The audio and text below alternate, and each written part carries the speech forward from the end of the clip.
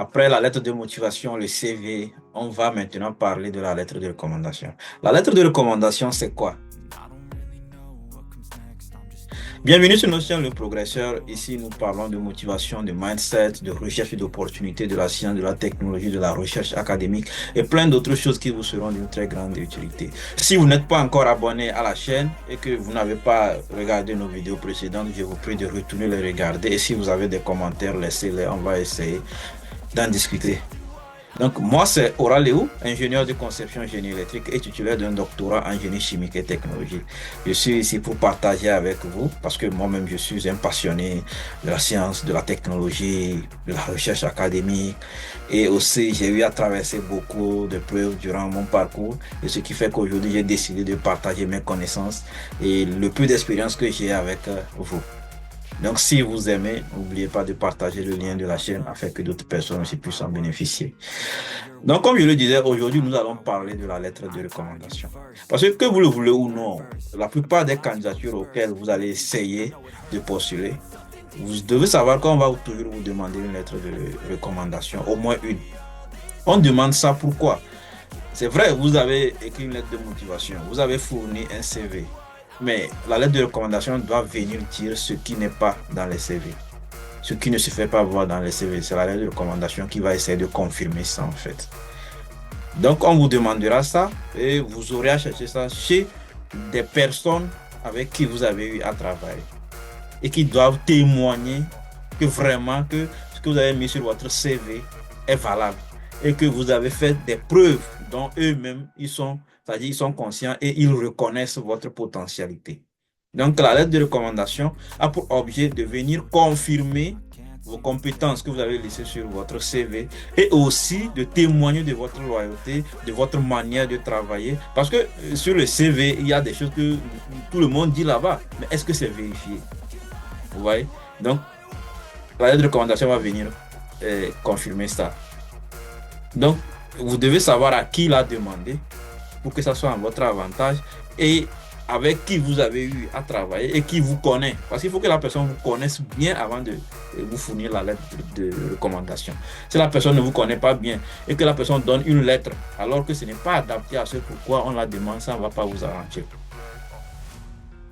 Sur ce, vous devez savoir que si vous voulez faire une demande de lettre de recommandation, vous devez préparer des gens à l'avance. Vous devez savoir s'il y a une lettre de recommandation pour ceci, envers qui je vais aller. S'il y a une lettre de recommandation pour ce domaine, vers qui je vais aller. Parce que pour les offres ont des objectifs différents. Donc, chaque offre peut avoir un objectif donné.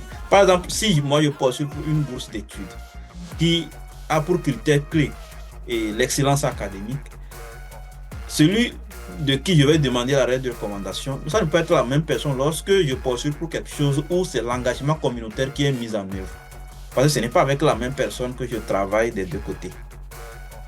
Donc, celui qui me connaît plus sur le côté académique peut ne pas connaître mes compétences, c'est-à-dire mon engagement communautaire.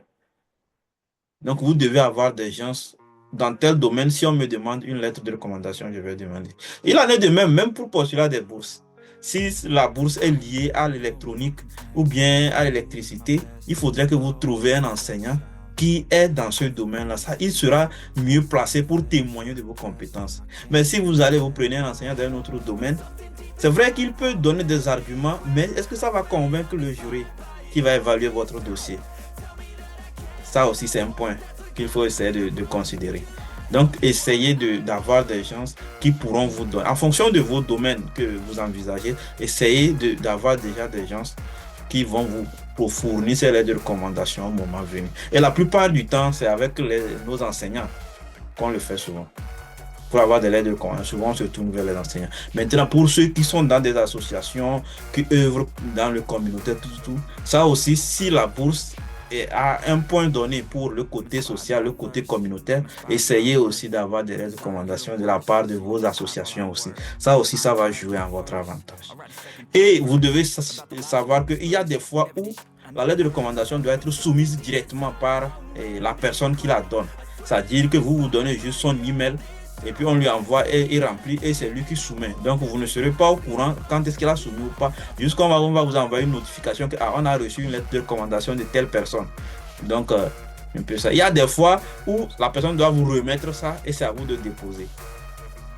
Et ça aussi. Mais seulement que pour la plupart des offres qui veulent vraiment une lettre de recommandation, eux-mêmes, ils envoient puis un lien à la personne pour que la personne remplisse. Parce qu'on sait que si on dit que vous-même vous soumettez, il y a des gens qui peuvent écrire par eux-mêmes et puis mentir que ils ont eu ça de telle personne.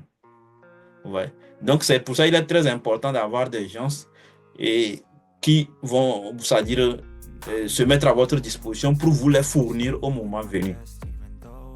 Donc, c'est un peu ça ce que je voulais partager avec vous aujourd'hui sur ça. Donc, vous devez essayer de déjà repérer des gens qui seront disponibles pour vous fournir des lettres de recommandation. Vous devez aussi savoir que en fonction de ce pourquoi vous voulez postuler, vous devez savoir qui contacter pour lettre de recommandation ou pas. Pour ceux qui sont en train de faire le doctorat, après, c'est minimum 2 ou 3 lettres qu'on va vous demander. Donc, vous devez avoir ces gens-là d'avance. Donc, et si vous avez la possibilité, il faut diversifier les lieux d'où vous obtenez ces lettres-là. Par exemple, je suis au Bénin. Si j'ai la possibilité, s'il y a un prof avec qui j'ai travaillé, qui n'est pas au Bénin, mais qui est ailleurs, il serait mieux que si j'ai une lettre de recommandation dans mon université actuelle, que je contacte d'autres profs aussi pour avoir une lettre de recommandation de lui. Quand ça vient des lieux différents aussi, ça donne plus de valeur en fait. Ouais. Parce que si le prof qui est dans votre université là vous connaît, ça veut dire que c'est normal que son entourage aussi vous connaisse. Donc demandez l'aide de recommandation à des gens qui sont ensemble. Il n'y a pas de différence en fait. Vous voyez? Donc, or, quand vous obtenez ailleurs, ça veut dire que vous collaborez aussi avec des gens. Donc, ça peut jouer en votre avantage. Donc, c'est un peu ça. Et vous avez déjà quelqu'un qui pourra vous donner une lettre de recommandation s'il y a besoin. Si vous n'avez pas encore quelqu'un en tête, essayez de réfléchir là-dessus.